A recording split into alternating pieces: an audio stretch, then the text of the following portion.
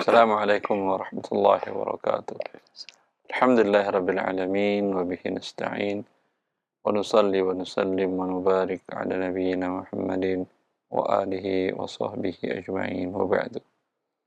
Kaum muslimin, kaum muslimat yang dimuliakan oleh Allah Azza wa Jal, para pemirsa Roja TV dan para pendengar Radio Roja, kita akan melanjutkan pembahasan syirkah dari kitab Syarah Umdatul Fiqh yang asal kitab ditulis oleh Syekh Ibn Qudamah, kemudian syarahnya oleh Syekh Abdullah bin Jibrin, sampai kita kepada pembahasan tentang bila terjadi kerugian itu harus ditutupi dulu dari keuntungan.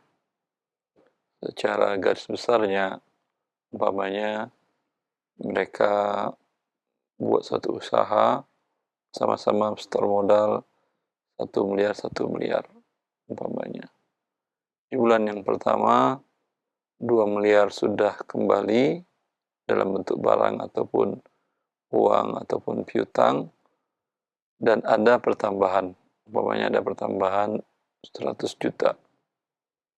Langsung mereka bagi 50 juta, 50 juta. Alhamdulillah di bulan kedua juga begitu, untung 200, mereka bagi 100, berarti sudah dapat 150 juta. Di bulan ketiga, la qadarullah, rugi. Penjualan tidak ada, bukan penjualan tidak ada saja. Ada barang yang dibeli, mobil, umpamanya usahanya jual beli mobil bekas. Ternyata biaya perbaikannya besar dan pun harus dijual jauh di bawah modal. Jadi kerugian dari modal 3 miliar tadi, ada kerugian sebanyak 400 juta. Ya, 400 juta ini bukan berarti mereka nggak dapat apa-apa. Itu yang laba pertama 50, berarti 100, tambah 200, 300, ditarik semuanya lagi. Ya, masing-masing store yang 150 juta tadi, untuk menutupi agar modal sampai 2 miliar. Ternyata masih kurang, ya, masih kurang, ya berarti ketika di bulan keempat, modal masing-masing 1 miliar kurang 50 juta. Ya, seperti itu. Kalau mereka tidak mau, ya udahlah, ngapain sudah kita ambil, kita masukin lagi. Kalau mereka tidak mau, mereka mencatatkan modal baru. Berarti sekarang modal kita kurang 400 juta, kamu tanggung 200, ya 200. Berarti modal kamu 1 miliar menjadi 800 juta, modal saya 1 miliar juga jadi 800 juta. Ya. Kalau yang satu mengatakan, saya tidak mau modal saya berkurang, saya setor aja semuanya. Saya tambahkan 50 juta. Ya, tetap modal saya 1 miliar. Boleh, tidak ada masalah. Ya, ini yang dimaksud dengan pembahasan bahwasanya kerugian diambilkan, ditutup dari laba-laba sebelumnya. Apakah ini selamanya? Wah, kalau gitu kita ambil untung. Setelah 1 tahun rugi, wah kembaliin lagi. Seperti itu. Ini kalau dalam syirkah mungkin masing-masing memiliki modal. Kalau dalam mudharabah, tentu yang kasihan yang mudharibnya atau sahibul amalnya, pengelolanya. Sudah dipakainya untuk biaya hidupnya segala macam, sekarang harus dikembalikan. Ya.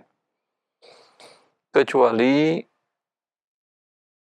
jawabannya iya, kecuali mereka membuat kesepakatan, ini sudah memang kita belum likuidasi, tidak kita jual barang, ya, hanya di atas kertas, bahwa kita tutup buku setiap bulan, dan yang mau ambil modal, yang mau ambil untung artinya seolah-olah pisah di atas kertas.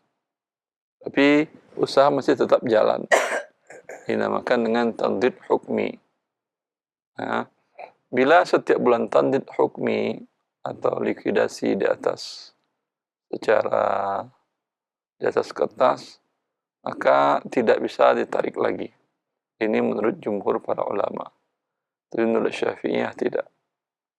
Menurut Syafi'iyah, kapanpun terjadi kerugian, harus ditutup dari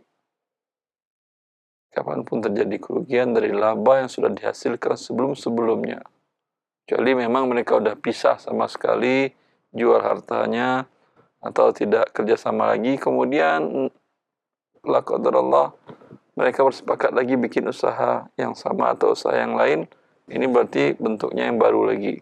Itu baru pisah. Dalam mazhab Syafi'i. Baik.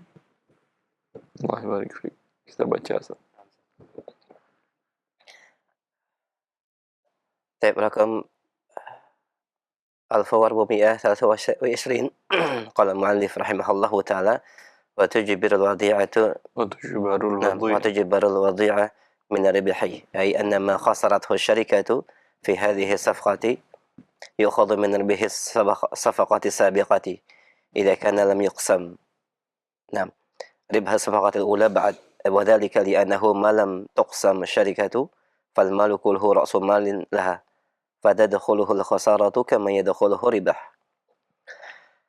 Kerugian ditutupi dengan keuntungan. Itu apa yang kerugian yang didapati oleh syarikah pada kesepakatan ini diambil atau ditutupi dari keuntungan sebelumnya apabila belum dibagi keuntungan pada kesepakatan yang pertama. وَذَلِكَ لِأَنَّهُ لَمْ تُقْسَمْ شَرِكَتُهُ. Dan itu hal ini karena selama keuntungan belum dibagi, maka harta seluruhnya adalah merupakan modal yang menjadi miliknya. Maka sebagaimana kerugian menjadi bagiannya, demikian pula keuntungannya. Nah, kita baca di footnote juga, Ustaz. Ini maksudnya bahwasanya kerugian dalam salah satu transaksi. Nah. Ya. Sebentar. Ma khasara syarikah fi safqah. Terjadi kerugian dalam salah satu transaksi. Itu ditutup dengan laba transaksi sebelumnya, dengan syarat belum terjadi pembagian laba dari transaksi pertama. Nah. Dalam jual mobil tadi, atau jual properti, jual aset pertama, langsung dapat untung, langsung mereka bagi. Ya, kalau dalam perkataan mazhab Hambali dan perkataan Syekh bin Jibrin, kalau sudah dibagi ya udah enggak lagi. Tapi kalau belum dibagi, ya ternyata yang transaksi pertama belum dibagi, transaksi kedua ternyata ada kerugian, ya ditombokin. Ya, seperti itu. Namanya mereka mengatakan kita pembagiannya bukan setiap terjual barang, tapi setiap akhir bulan, atau per 3 bulan, atau per 6 bulan, atau per tahun. Ya, seperti itu. Tetapi dalam mazhab Syafi'i jawabannya tidak. Bisa kita baca apa yang ditulis oleh ويظهر أثر هذه واضحا في شركة المضاربة قال في المغني جزء 7 صفحة 168: إذا دفع إلى المضارب 2000 فاشترى بكل 1000 عبدا فربح في أحدهما وخسر في الآخر أو تلف وجب جبر الخسران من الربح ولا يستحق المضارب شيئا إلا بعد كمال 2000. ثم نقل عن أحمد أنه سئل عن المضارب بربح ويربح ويخسر مرارا فقال يرد الوديعة على الربح إلا أن يقبض المال صاحبه ثم يرده إليه فيقول اعمل به ثانية. ونقل عنه أيضا أنه سئل عن رجل دفع إلى رجل 10,000 درهم مضاربة فخسر فبقيت 1000 فحاسبه صاحبه ثم قال له اذهب فاعمل بها فربح قال يقاسمه ما فوق الألف. وقال شيخنا عبد الله بن عبد الرحمن بن جبرين عند شرحه للعدة شرح العمدة في بعض دروسه يكون هذا في شركة الأبدان وكالصيدين نعم مشتركين في الصيد فقد يخسرون في شراء آلات صيد 100 ثم يربحون 300 ثم قد يبيعون ب50 فيخسرون فيجبرونه من الربح السابق. وكما لو عمل جماعة في بناء إمارة فربحوا 500,000 ثم قالوا لا نقسم بل نعمل في إمارة أخرى فخسروا 100,000 فيجبرون هذه 100 من الربح السابق. وإظهار dan tampak jelas pada permasalahan ini pada syarikah al-mudharabah. Disebutkan dalam kitab Mughni apabila seseorang menyerahkan kepada mudharib. Ya. Dampak dari yang tadi yaitu ketentuan bahwa kapanpun terjadi keuntungan, kerugian ditutup oleh keuntungan sebelumnya. Nah. Ya. Itu tampak jelas pada akad mudharabah. Seperti yang dikatakan oleh Ibn Qudamah dalam Al-Mughni. Beliau mengatakan, bila seseorang menyerahkan uang kepada pengelola 2.000 dinar. 2.000 dinar umpamanya. Nah. Lalu dia mengatakan, lalu si yang penerima uang 2.000 dinar, dia beli 1.000 budak A. Nah. Untung. Ya, yang 1.000 lagi dibeli budak B, rugi. Nah. Ya. Atau hilang sama sekali di transaksi kedua. Nah. Ya, berarti kan tinggal 1.000 lagi. Sahih. Ya. Wajib jubranul khusrani min ar-ribh. Berarti kan di sini nggak ada untung. Sahih. Rugi malah. Anggap umpamanya yang satu dia beli 2.002. Yang jualan pertama dia dengan modal 1.000 terjual 1.500. Tapi budak yang kedua hilang, lari atau meninggal, ya. Atau sapi umpamanya, sapi kurban. Yang satu mati. Nah. Sapinya. Yang satu untung 500 dinar. Berarti kan modal baru jadi 1.500. Sahih. Pertama 2.000. Apakah ada pembagian laba untuk mudharib? Jawabannya tidak. Tidak, sahih. Nah, seperti itu. Kalau dia mengatakan, kan transaksi yang satu saya untung, yang rugikan yang satu ini. Nah. Enggak, disatuin semuanya. Masya Allah. Padahal yastahiqu dalam hal ini mudharib tidak berhak mendapatkan apa-apa kecuali 2.000-nya telah kembali. Ya. Dinukilkan bahwa Imam Ahmad ditanya tentang seorang pengelola. Terkadang dalam satu transaksi untung, transaksi yang lain rugi berkali-kali. Maka Imam Ahmad mengatakan ditutup kerugian dari keuntungan. Kecuali harta itu sudah diserahkan kepada sahibnya. Ya. Pada saat terjadi keuntungan, kata status transaksi tadi, yang satu apa tadi? Jadi 1.000, terjual 1.500 dan masih ada satu budak. Dia mengatakan, nih, wahai tuan, wahai pemilik modal, ini 1.500 saya kembalikan, dan ini budak. Kalau dihitung kan untung 500. Ya, kata tuannya, udah, kita bagian 500.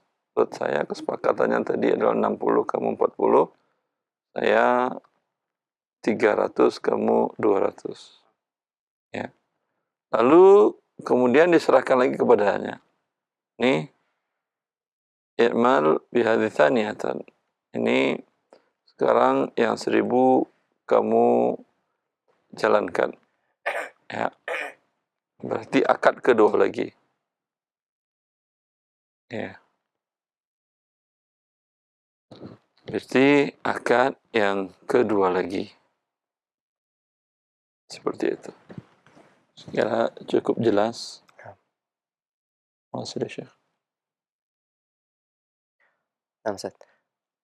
وذهب بعض أهل العلم نعم إلى أنه إذا دل صحيح Nah, العرف على البيع نسيئة لا وليس لأحدهما نعم أستاذ وليس لأحدهما البيع بنسيئة أي ليس لواحد من الشريكين أن يبيع شيئا من أموال الشركة بثمن مؤجل لأن كل منهما نائب عن شريكه في البيع فلم يجوز له البيع نسيئة بغير إذن صريح كالوكيل وذهب بعض أهل العلم إلى أنه إذا دل العرف على البيع نسيئة كأن يكون هذا البيع منتشرا في بلده ويفعله أمثاله جاز ذلك وإلا فلا لأن المعروف عرفا كالمشروط شرطا وهذا هو الأقرب. Poin berikutnya, ya, tidak diperbolehkan salah satu dari orang yang bersekutu tidak boleh menjual barang secara kredit. Nah,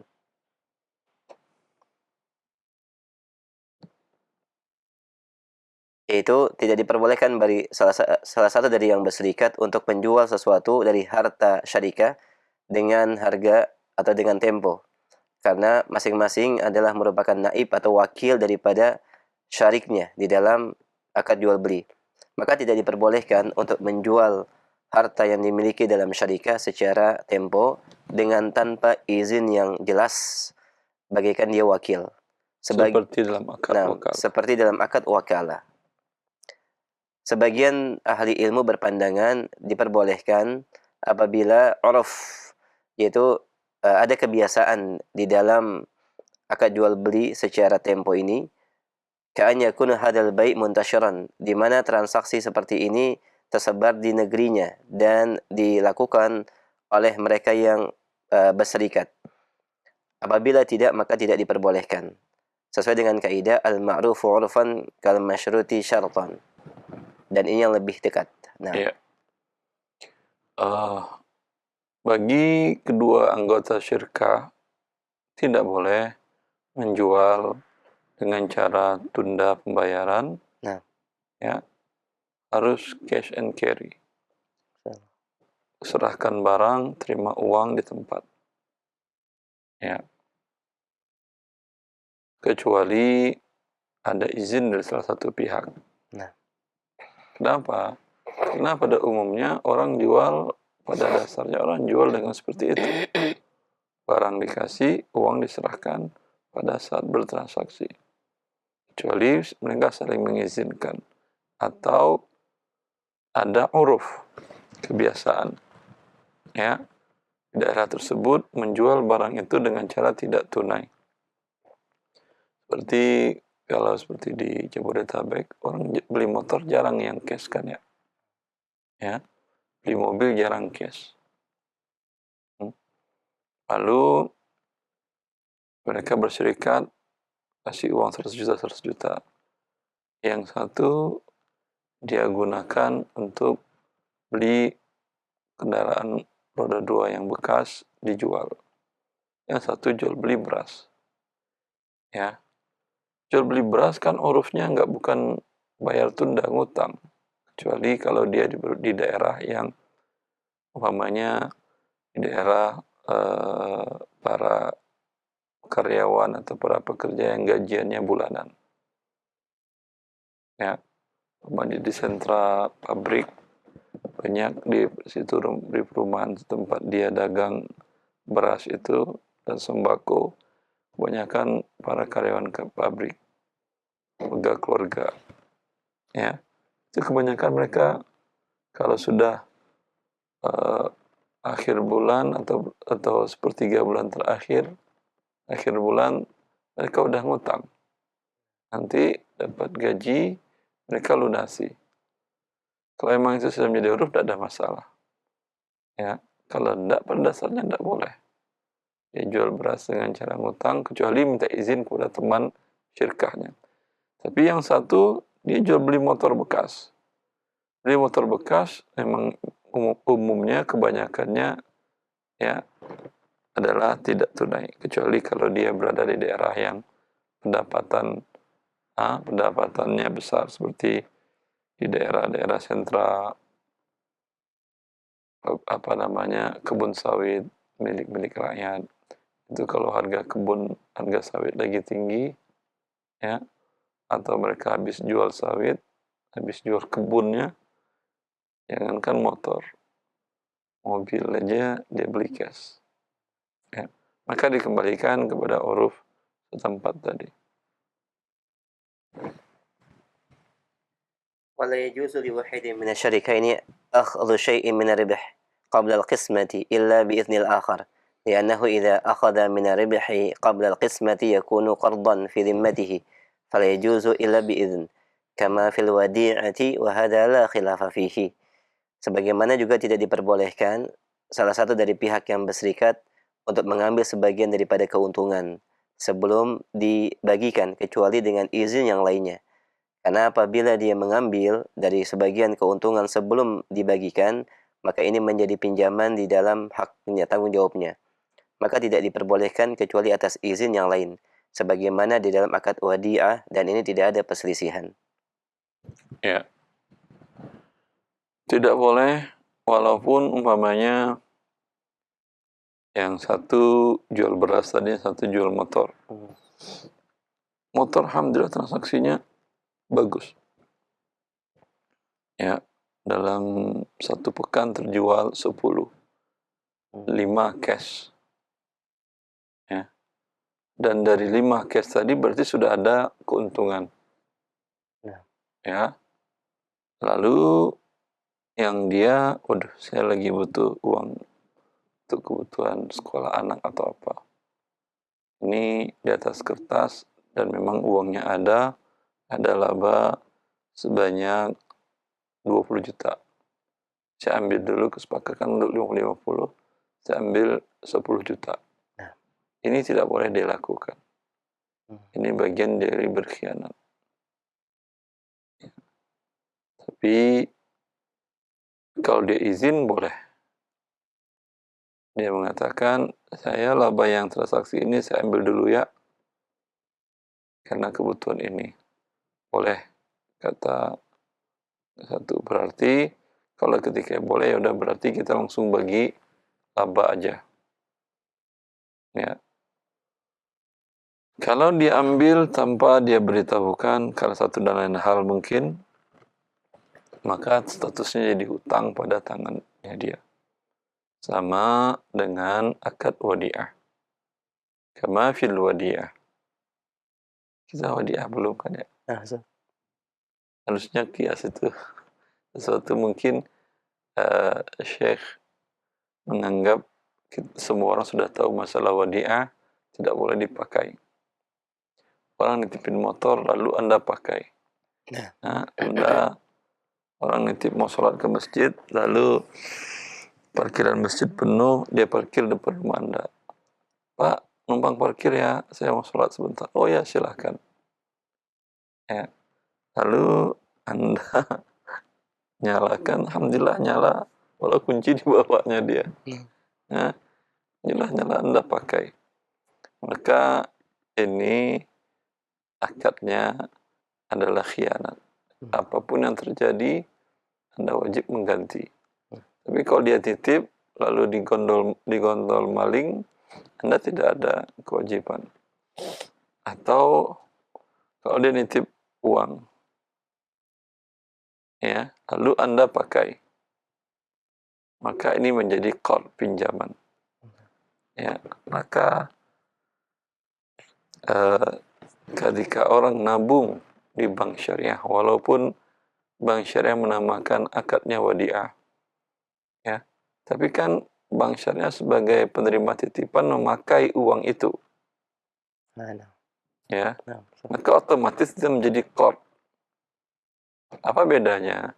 Kalau qard, ketika bank syariah memberikan hadiah, manfaat di luar terkait pengambilan uang dan pembayaran uang, pembayaran hutang, maka ini manfaat yang riba. Seperti umpamanya ada bank syariah yang membuat program, ya, buka rekening baru, tabungan, store dana sekian, tahan selama sekian, akan dapat hadiah A, B, C, dapat hadiah kulkas, dapat hadiah televisi, motor, dan lain-lain. Nah, Maka ini manfaat dari akad qard. Karena berubah dia menjadi wadi'ah, menjadi akad qard. Baik. nah, Wa hadza la khilafa fi. Ini tidak ada perbedaan pendapat para ulama dalam hal ini. ويجوز تحديد ربح الشركة مع استمرار عملها عن طريق تقويم موجوداتها من عروض وديون بقيمتها النقدية، وهو ما يسمى في هذا العصر تنضيد الحكم، ثم توزيع ربحها على المشاركين فيها، ويكون هذا توزيع نهائيا مع تحقيق المباراة بين الشركاء صراحة أو ضمنا، لأن الشرع قد اعتبر التقويم في كثير من الأحكام. Dan diperbolehkan untuk menentukan keuntungan dalam syarikat dengan bersamaan dengan berlanjutnya amal kerjasama syarikat dengan cara takwim mawjudatiha min urud wa duyun biqimatiha naqdiyah. Ya, cara valuasi aset-asetnya dari barang dagangan, dari piutang, dinilai dengan uang tunai. Nah, dan ini yang dinamai pada masa ini tandidil likuidasi hukmi. Likuidasi sama Ustaz? Ya, likuidasi secara Hukum. hukmi. Nah, Artinya kalau orang pisah syirkah, pisah kongsi, ya udah. nah, Semuanya dibagi sesuai porsi modal. Udah 50-50, ada aset, ada namanya motor dan mobil, ada sisa sewa gedung, dinilai semuanya lalu dibagi. Kalau gitu kata dia, karena ini bagi ada aset 200, modal kita 100, saya ambil saja yang mobil. Setuju kamu harga 100, setuju, ya udah kita pecah kongsi. Kamu ambillah motor, kemudian sisa kontrakan kamu gunakanlah, masih ada setahun lagi. Ya, itu namanya tandid hakiki, memang likuidasi secara hakikat, pisah. Kalau ini enggak, di atas kertas saja seperti yang tadi yang saya katakan. Ya, evaluasi aset, mulai dari barang dagangan, mulai dari piutang, dinilai dengan uang tunai. Ya, kalau ada penyusutan seperti kontrakan atau sementri manfaat gedung, ada penyusutan pada mobil operasional, dinilai dan dengan uangnya ternyata tadi mulai 100 juta. Di atas kertas sudah ada sekarang 300 juta harta syirkah mereka.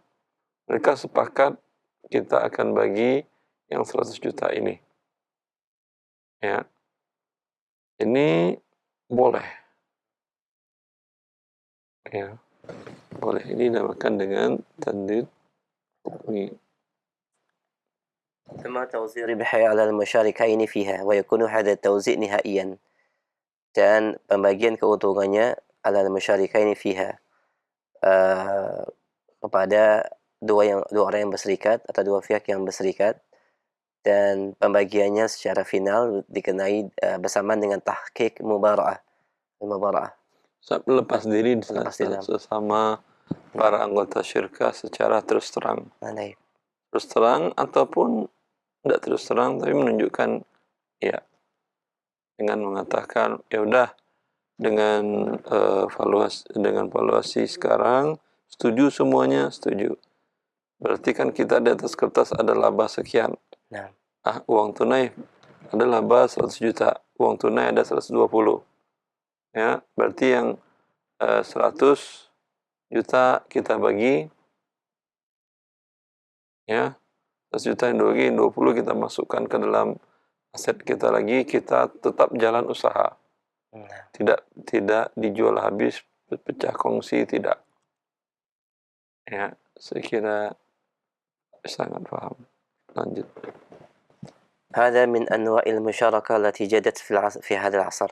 هذا ومن أنواع المشاركة. هذا ومن أنواع المشاركة التي جدت في هذا العصر ما يسمى المشاركة المتناقصة، وهي شركة بين طرفين في مشروع ذي دخل، نعم، يتحدى فيها أحدهما بشراء حصة الطرف الآخر تدريجيا، سواء كان الشراء في حصة طرف المشتري في الدخل، نعم، أو أي من نصيبه من ربح هذه الشركة أم من موارد أخرى.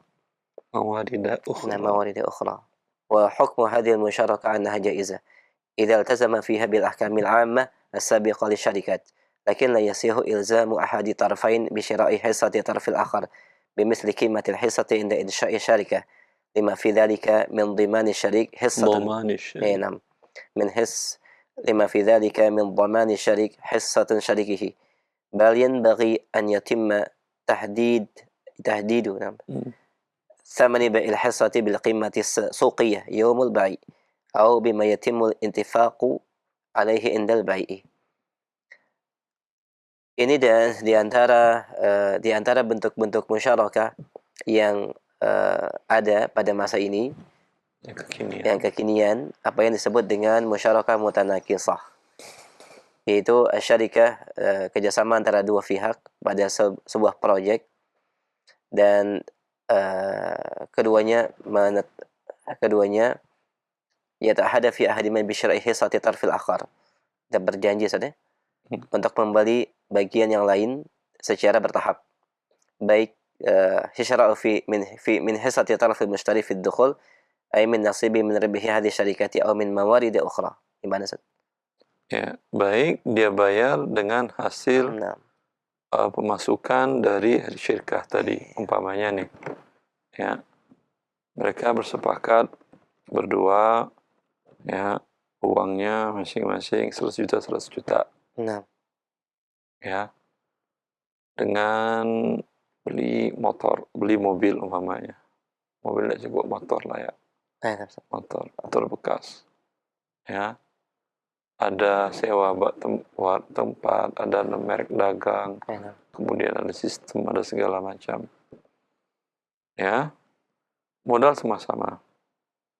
Lalu setelah jalan syirkah, kemudian yang satu bilang, atau dari awal dia berjanji tapi tidak mengikat dengan mengatakan, saya mau bantu aja sebetulnya, tidak mau lama-lama ikut di jual beli motor ini, saya lebih suka maunya dagang sembako, beras, ya, kata dia, ya, fashion saya di sana, kata dia umpamanya. Terus maksud kamu, ya udah, nanti setelah kita beli bersama, ya, hasil dari laba dari penjualan, saya jual, saya, kata yang satu, saya beli sahammu,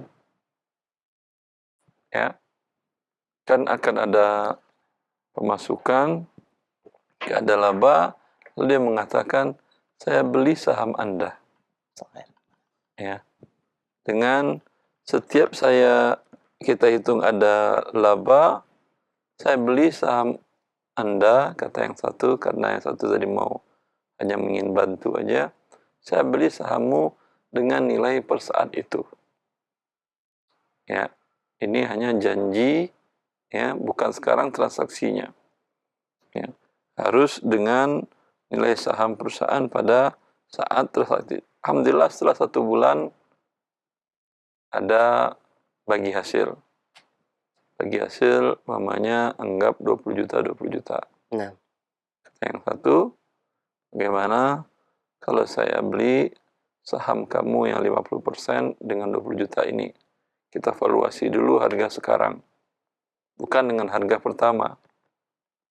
Ya, bukan dengan harga pertama.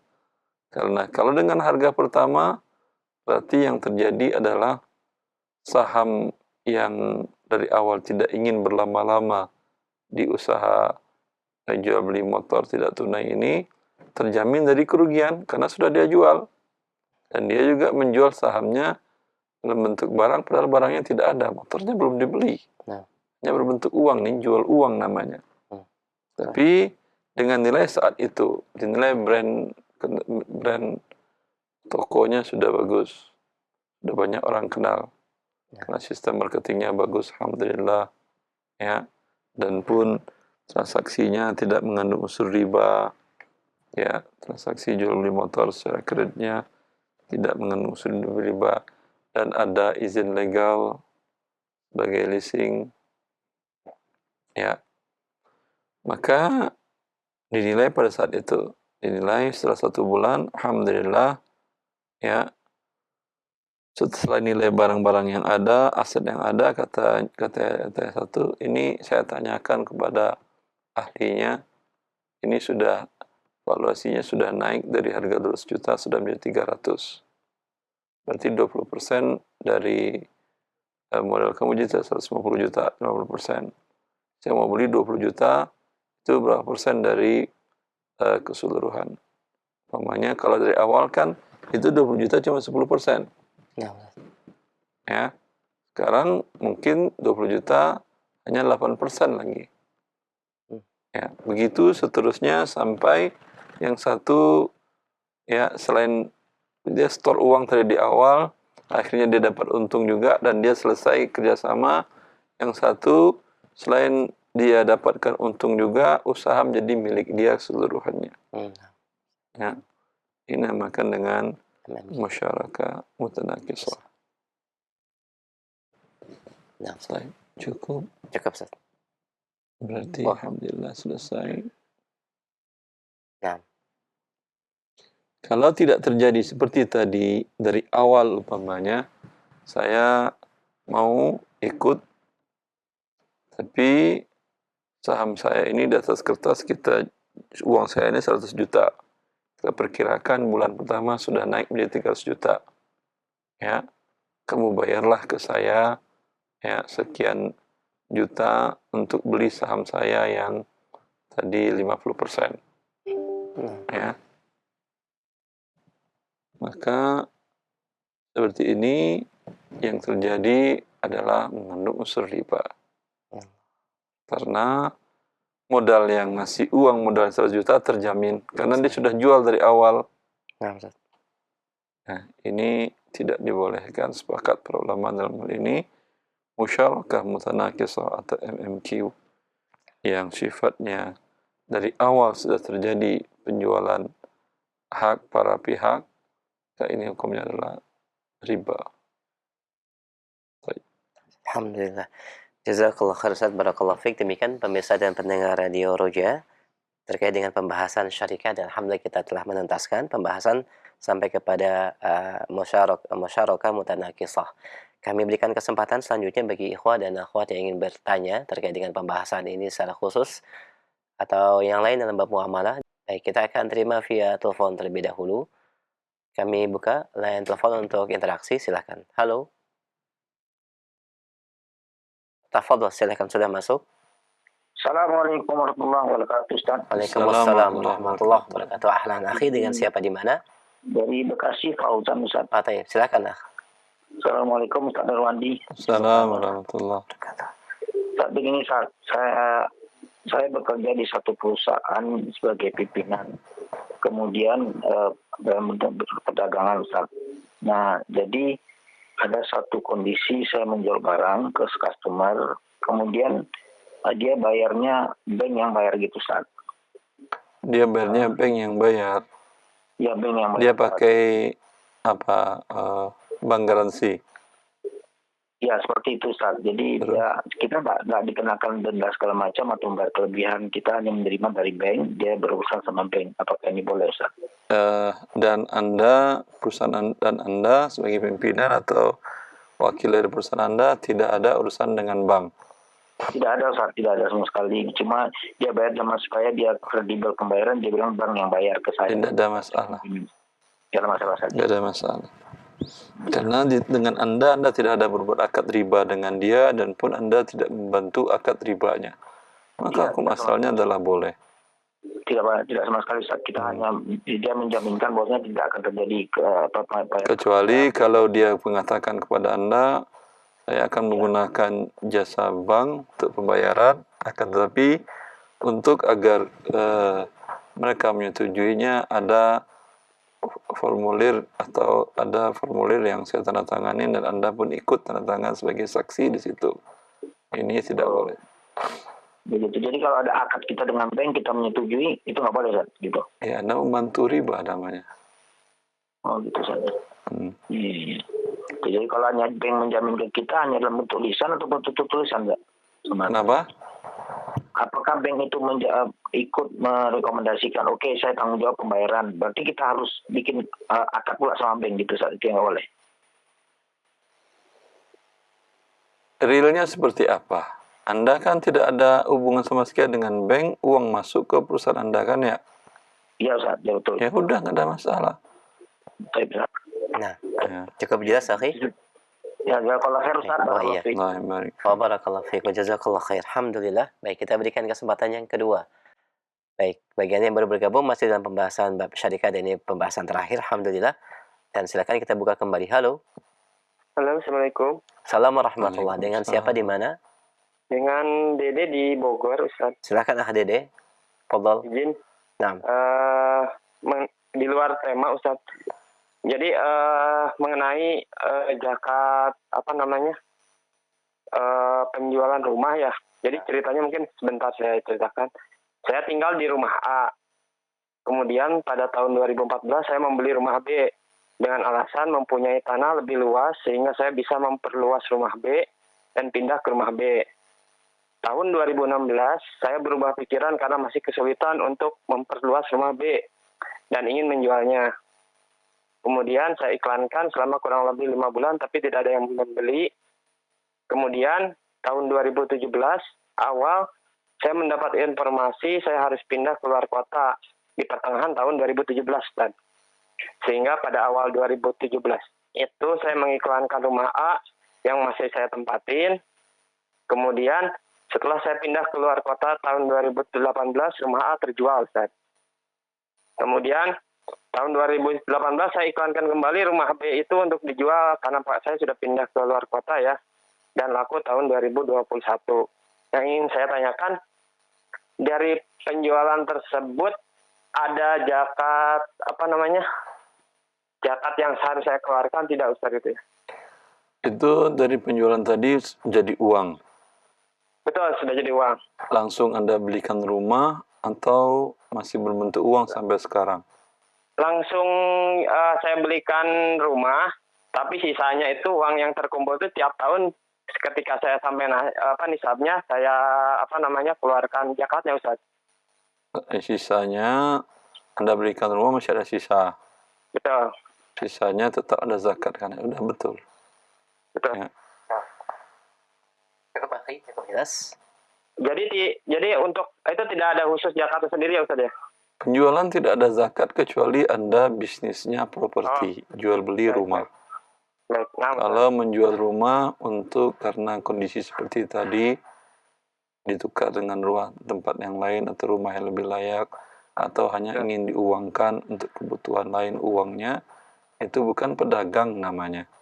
Baik. Baik. Cukup Ustaz. Baik, alhamdulillah. Jazakallah khair, akhi, barakallahu fiik. Nah. Terima kasih. Assalamualaikum. Assalamualaikum warahmatullahi wabarakatuh. Baik, alhamdulillah kita berikan kesempatan kembali penanya yang ketiga.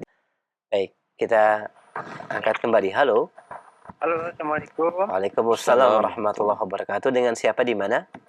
Bapak Yusuf di Samarinda. Pak Yusuf, silakan Pak. Pertanyaannya. Bismillah. Afwan Ustaz, di luar tema. Semoga Ustadz dan tim Roja selalu diberkahi Allah. Amin. Amin. Alhamdulillah Ustadz, ini saya sama istri lulus PNS daerah Ustadz. Masya Allah. Tapi qadarullah kami ditempatkan di kota yang berbeda. Sekitar 2 jam jarak kalau naik motor Ustadz. Dan kami sebelumnya itu waktu awal diterima itu menandatangani perjanjian tidak boleh mutasi Ustadz selama 5 tahun ke depan. Jadi kami berusaha untuk mengurus pindah agar bisa satu kota gitu Ustadz. Dengan ketentuan mutasi istri ikut suami. Nah, itu apakah boleh Ustadz kami membayar orang bagian kepegawaian untuk mengurus mutasi kami agar bisa satu kota gitu Ustadz? Karena dulu ada 2 anak kecil di rumah. Ya, pertanyaan jelas. Wallahu a'lam dalam kasus Bapak, ya. Nah, Ustadz. Kalau membayar orang tidak untuk riswah, tidak untuk membayar uang sogok, ya, maka tidak ada masalah. Nah, Tapi kalau biasanya seperti ini tidak ada yang bersih, harus dengan menggunakan uang sogok, maka hukumnya haram. Kalau Anda tidak kuat, ya minta istri aja berhenti dari status PNS-nya dan istri bawa ke tempat Anda, kota Anda bekerja. Rezeki cukup bagi Allah.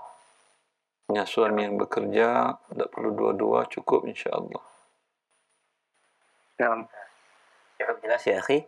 Ya, cukup jelas. Terima kasih Ustaz. Jazakallah khair. Barakallahu. Allah barik. Barakallahu wa jazakallahu khair. Semoga Allah mudahkan urusan antum dan keluarga.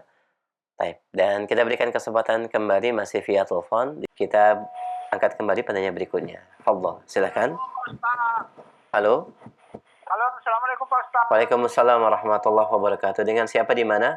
Iskandar pada di Kalimantan Timur, Pak. Pak Iskandar. Jelas, Ustaz? Silakan Pak Iskandar. Iya, mau tanya ini Pak Ustaz. Silakan, Pak. Iya. Misalnya saya berhutang 500.000 Pak. Itu lamanya sekitar 5 tahun. Misalnya Pak ya, saya mau bayar harus dinaikkan mengikuti harga barang, bagaimana itu Pak Ustaz? Mengikuti angka apa? Apa namanya Pak Ustaz? Mengikuti harga apa, Pak?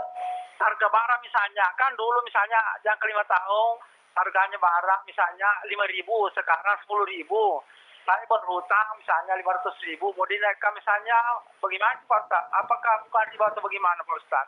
Ya, saya jelaskan insyaallah Pak Iskandar. Iya Pak Ustaz. Ya, Allah barik. Tolong dijelaskan Pak. Ya. Nah. Kalau harga barang tidak boleh.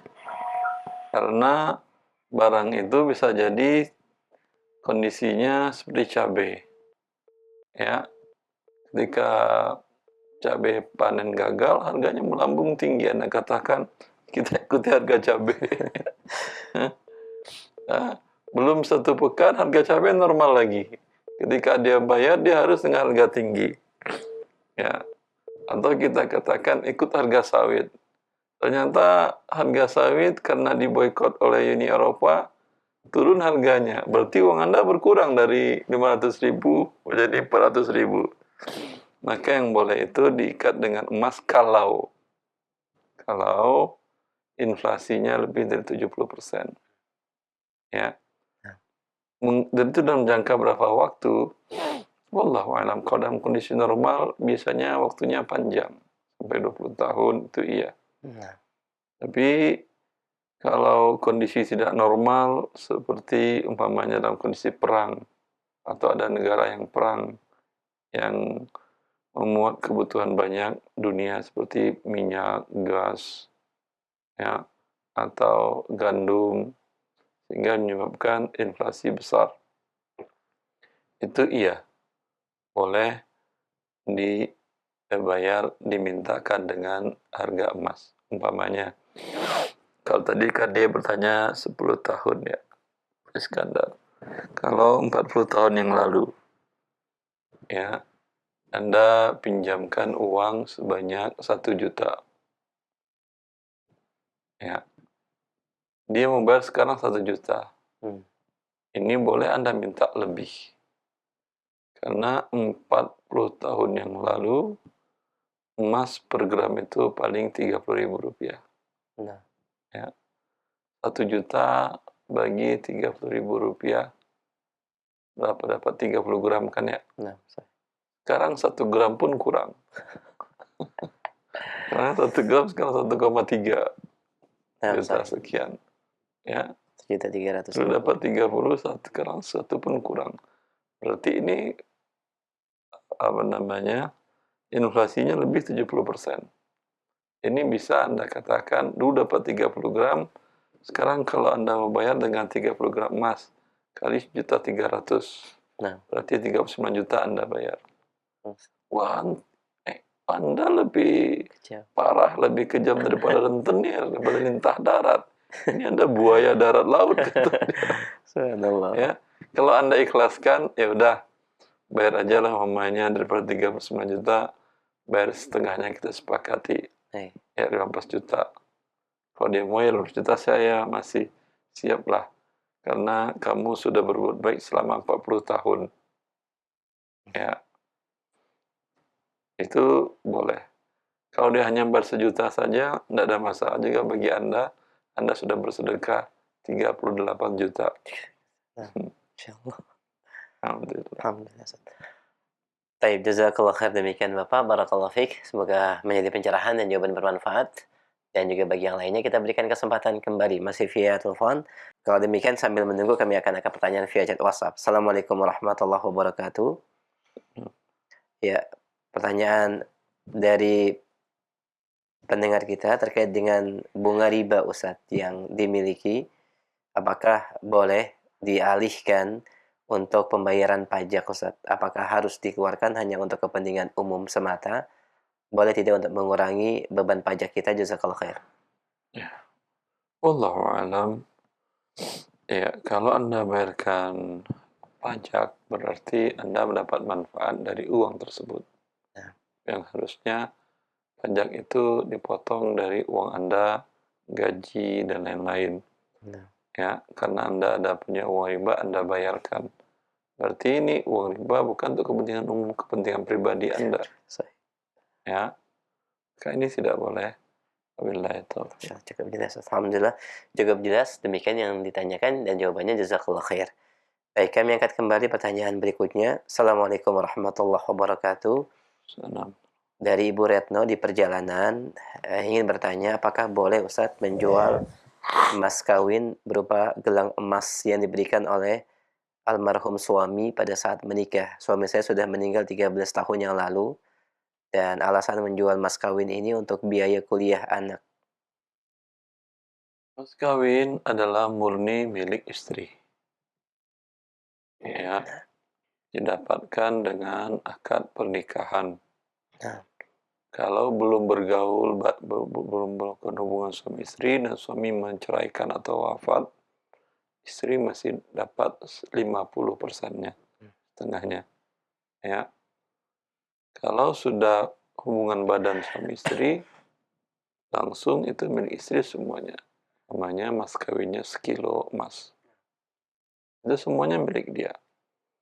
Mau dia gunakan, dia jual untuk beli tanah, dia jual buat kebutuhan anaknya, kebutuhan dirinya, mau disedekahinnya kepada orang tuanya, kepada ponakannya, alhamdulillah halal semuanya. Ya. Nah, cukup jelas Ibu Retno, demikian yang di perjalanan, semoga bisa difahami. Barakallahu fiik. Kita berikan kembali kesempatan via telepon, silakan. Halo. Ya. Waalaikumsalam warahmatullahi. Dengan siapa di mana? Ummu Zahra. Silakan Ummu Zahra, pertanyaannya. Tentang hukum tentang bagi waris. Ya, silakan. Bu Zahra lihat televisi?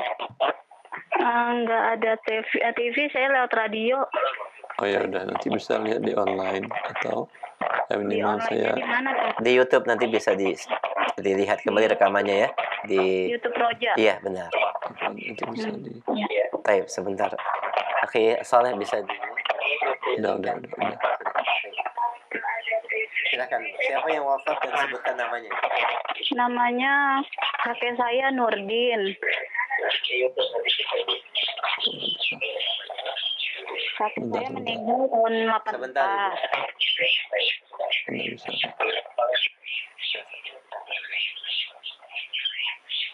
Sebentar ya Ibu, sebentar ya. Pak Nurdin wafat tahun 84. pada saat beliau wafat istrinya masih hidup, Masih. ayah ibunya, Ayah ibunya udah nggak ada. istri berapa berapa orang? Anak laki-lakinya 3. Hidup pada saat itu. Hidup pada saat itu. Anak perempuan? Perempuannya 4. Ya, hanya ini yang berhak menerima waris. Istrinya 1 orang atau lebih? Istrinya 2. 2 orang istri. Tapi istri keduanya saya nggak tahu punya anak berapa. Bukan. Pada saat Pak Nurdin wafat, 2 istrinya masih hidup. Masih. Ya udah. Istrinya 2 dan statusnya dua-duanya masih istri. Iya. Ya, dapat 1/8. Sisa. Maka hartanya dibagi 8, 1, 7. Kemudian 3 anak laki-laki 6, 10 kali 10. 10 kali 8 jadi 80. 80 kali 1, 10. Berarti masing-masing 5. Ini 7 kali 14. 14. Kemudian 7.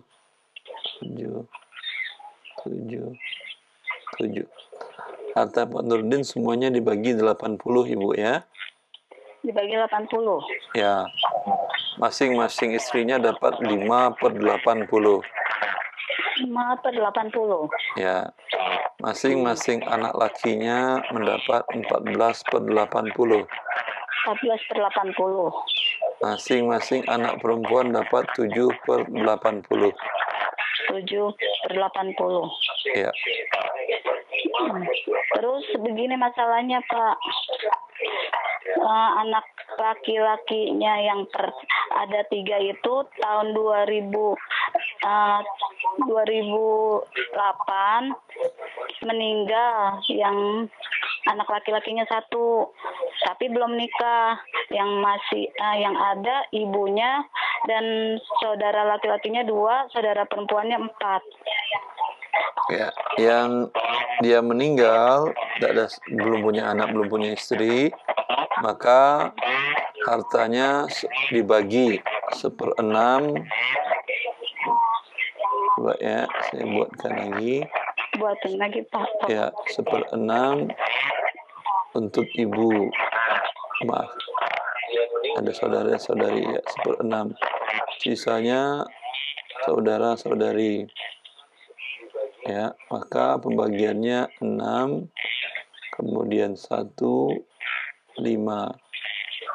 Anak saudara laki-laki ada 2, kali 2 ke 2, 4, tambah 4, 8.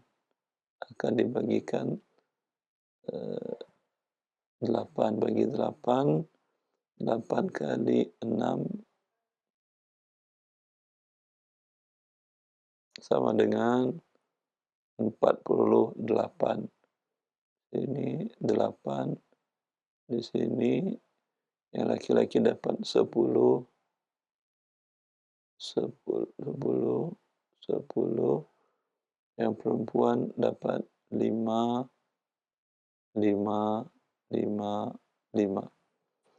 Yang harta anak laki-laki, baik hak warisnya atau harta dia yang lain, itu dibagi 48.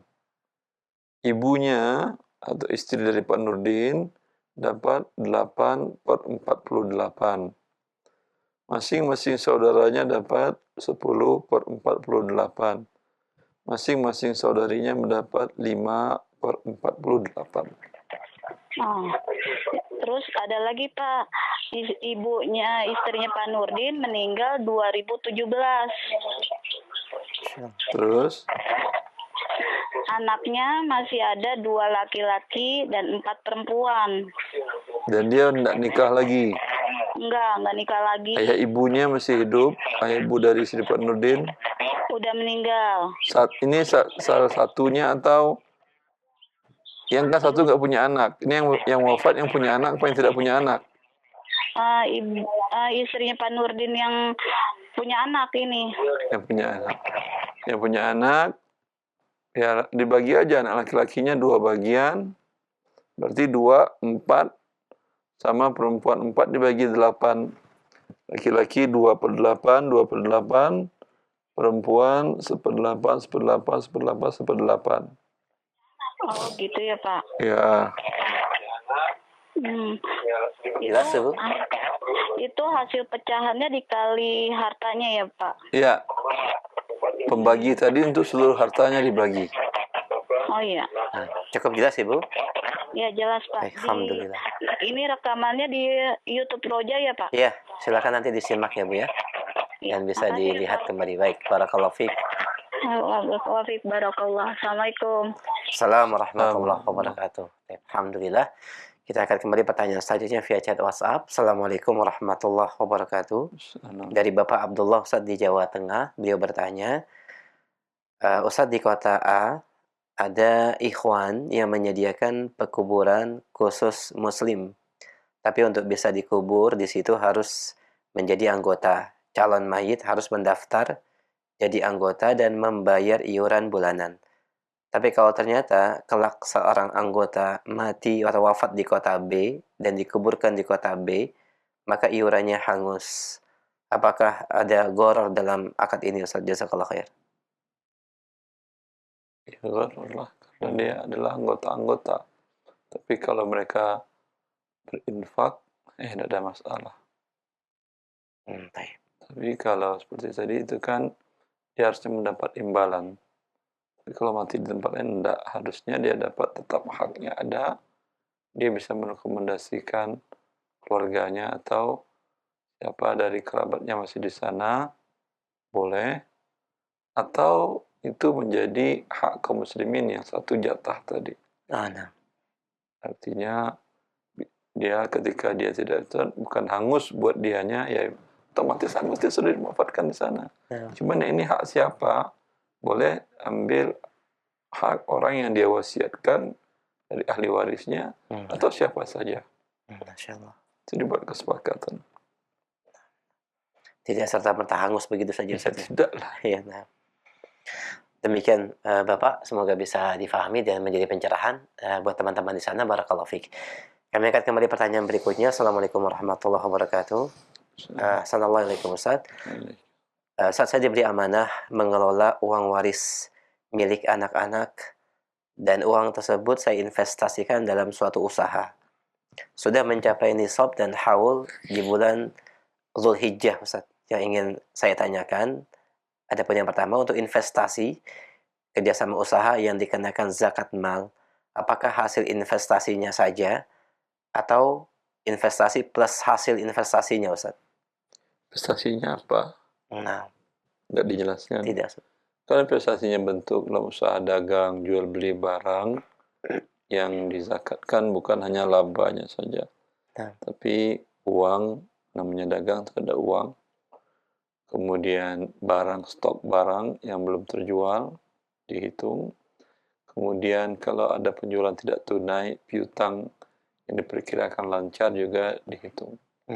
Dikali semua, ditambah semuanya, hasilnya dikali 2,5% itu zakatnya.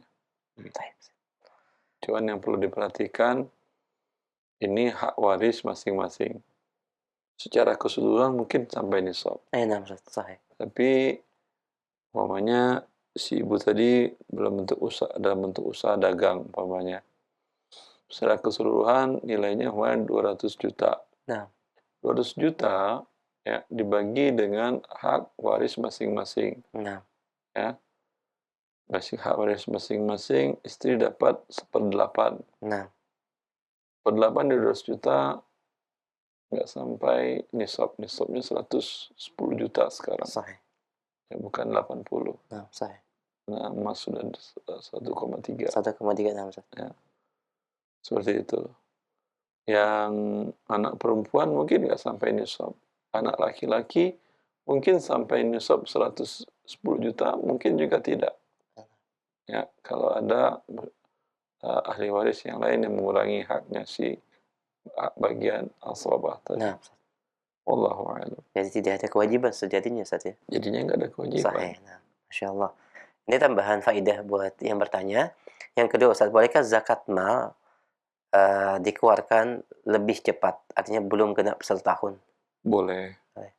Dan Berdasarkan asar bahkan hadis Nabi SAW bahwa Rasulullah meminta zakat Abbas bin Abdul Muttalib 2 tahun ke depan. Dan ada kepentingan untuk dana perang. baik. Maka ini menjadikan bila umpamanya Anda sudah zakat tahun lalu sudah ada tetangga kerabat yang ingin butuh bantuan. Kalau Anda beri dari uang sedekah, dia butuhnya besar. Kalau sedekah ya paling 100.000, 200.000, ini kebutuhannya umpamanya 20 juta. Nah, Ya. Zakat Anda biasanya 50 juta. Ini bisa Anda niatkan zakat. Sudah, ini kamu saya lihat mustahik zakat. Ini zakat saya, sebagian saya dahulukan pembayarannya 20 juta. Nanti ketika Anda menghitung zakat untuk tahun tersebut, keluar angka 60 juta zakat Anda. Berarti yang Anda keluarkan lagi cuma 40 juta karena 20 sudah Anda keluarkan beberapa bulan yang lalu. Itu boleh. Alhamdulillah, jazakallah khair. Demikian Ibu yang bertanya, mohon maaf kami ambil sebagian pertanyaan. Kami angkat kembali pertanyaan yang lain. Assalamualaikum warahmatullahi wabarakatuh. Barakallahu fiik ya Ustaz. Dari Abu Salman di Cikarang, beliau bertanya, apakah dalam Islam itu ada cara untuk investasi selain emas? Dan apa hukumnya saham dan reksadana Ustaz di aplikasi online? Mohon pencerahannya, jazakallah khair. Allah barik fiik. Apakah dalam Islam ada investasi selain emas? Nah. Emas tidak pernah jadi bahan investasi dari masa dahulu sampai sekarang. Ya. Umar bin Khattab mengatakan, ittajiru amwal al-yatama ta'ala takulha sadaqah. Kalian yang memegang harta anak yatim, harta itu dagangkan.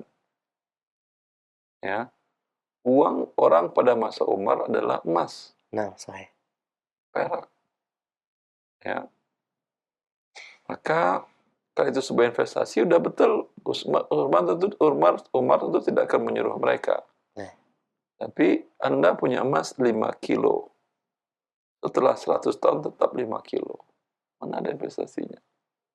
Tapi kalau emasnya Anda dagangkan, atau emas itu Anda Anda tukar kepada rupiah, Anda beli lahan, Anda bikapling, Anda jual per kapling, atau Anda bangun di atasnya ketika ada yang pesan, ini 5 kilo, setelah 6 tahun mungkin bisa menjadi 30 kilo. Nah.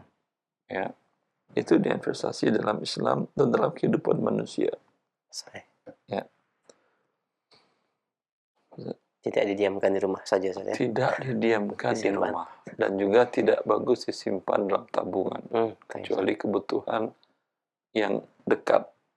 Masya Allah. Uang Anda disimpan dalam tabungan, walaupun di bank, memang aman, tidak hilang, tapi tidak ada bertambah. Itu bukan investasi.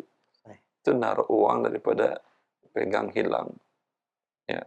Kalau ingin menambah uang, diputar untuk usaha. Ya. Baik usaha Anda sendiri atau ikutkan dalam usaha orang lain. Ada teman, kerabat, tetangga, alhamdulillah ulet dia dalam dagang bisnis.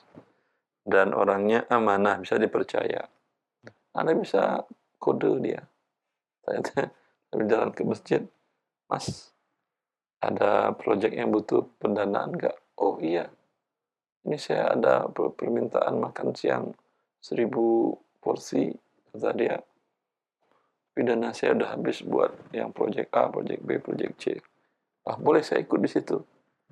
Ya, berapa itu perkiraan biayanya? Perkiraan biayanya umpamanya dia katakan perkiraan biaya 100 juta. Kebetulan saya ada uang.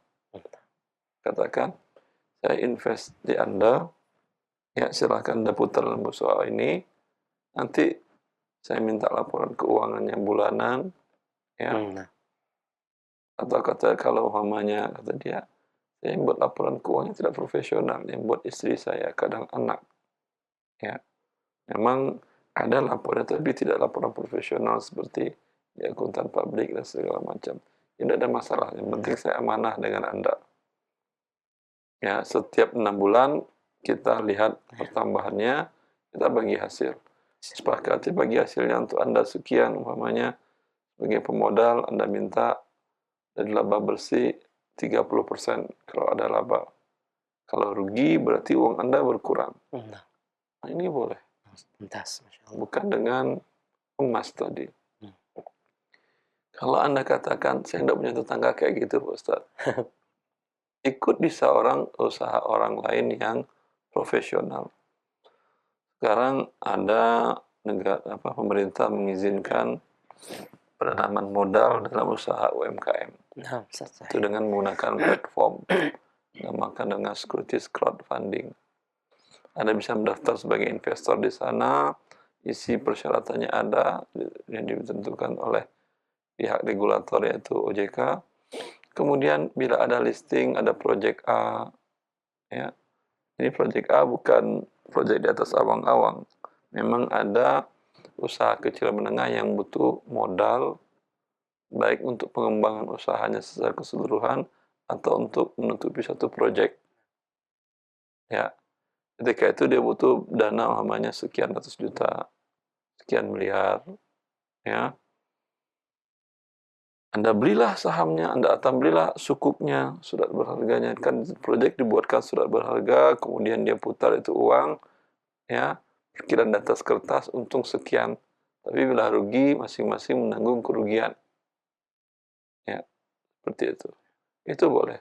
Adapun pertanyaan Anda mengenai reksadana dan pasar modal tadi, itu saya meragukan kesyariahannya. Reksadana, Anda setorkan dana, kemudian itu pengelolanya, manajer investasinya beli saham, jual, beli obligasi, jual. Kalau dia bisa memastikan bahwa transaksinya hanya dibelinya adalah surat berharga yang halal, tidak beli obligasi, pun kalau sukuk, dia teliti dulu kehalalannya. Dan ini tentu tidak semua orang bisa. Harus ada ahli syariahnya, pakar syariah yang mengerti, menentukan, oh ini akadnya sudah benar, silakan beli. Ya, di SCF tadi juga begitu. Kalau dia SCF-nya syariah, dia bersiap bertanggung jawab seperti apa akadnya halal atau tidak. Ya, Anda pun harus mempelajari syariat agar tidak ditipu orang dengan atas nama syariat.